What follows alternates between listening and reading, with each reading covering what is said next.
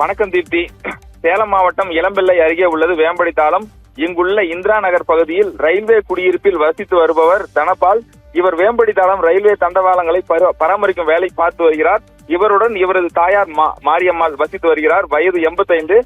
இரவு நேரங்களில் மாரியம்மாள் வீட்டின் வெளியே உள்ள பகுதியில் தூங்கும் பழக்கத்தை கொண்டவர். வழக்கம் போல் நேற்று இரவு வீட்டின் வெளியே படுத்து தூங்கிக் கொண்டிருந்த மாரியம்மாள் இந்த நிலையில் இன்று மாலை தனபால் வேலையை முடித்துவிட்டு வீட்டிற்கு வந்து பார்த்த பொழுது மாரியம்மாள் கட்டிலில் ரத்த வெள்ளத்தில் இறந்து கிடந்தார். இதனை பார்த்து அதிர்ச்சி அடைந்த அவர் மாரியம்மாள் அணிந்திருந்த தங்கத்தோடு மற்றும் மூக்குத்தி, கால் கொலுசு ஆகியவை திருட்டு போயிருந்தது கண்டு தனபால் அதிர்ச்சி அடைந்தார்.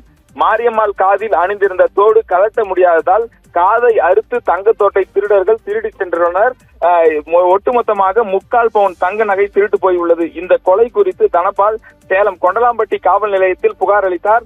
இதன் பேரில் உதவி கமிஷனர் முரளி மற்றும் போலீசார் விரைந்து சென்று அங்கு இறந்து கிடந்த மாரியம்மாள் உடலை மீட்டு உடற்கூறு ஆய்விற்காக சேலம் அரசு மருத்துவமனைக்கு அனுப்பி வைத்தனர். பின்னர் கைரேகை நிபுணர்கள் வரவழைக்கப்பட்டு அந்த பகுதியில் ஏதேனும் கைரேகை உள்ளதா என்ற ஆய்வையும் நடத்தி வருகின்றனர். மாரியம்மாளை கொலை செய்யப்பட்டதை அறிந்து அந்த பகுதியில் ஏராளமான உறவினர்களும் அந்த பகுதியில் திரண்டுள்ளனர். இதனால் பெரும் பரபரப்பும் ஏற்பட்டுள்ளது.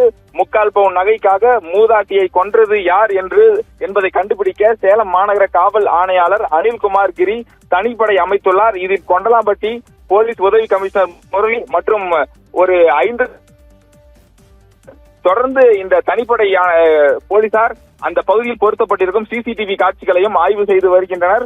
3/4 பவுன் நகைக்காக மூதாட்டி அடித்து கொலை செய்யப்பட்ட சம்பவம் சேலத்தில் பெரும் பரபரப்பை ஏற்படுத்தியுள்ளது. திப்தி.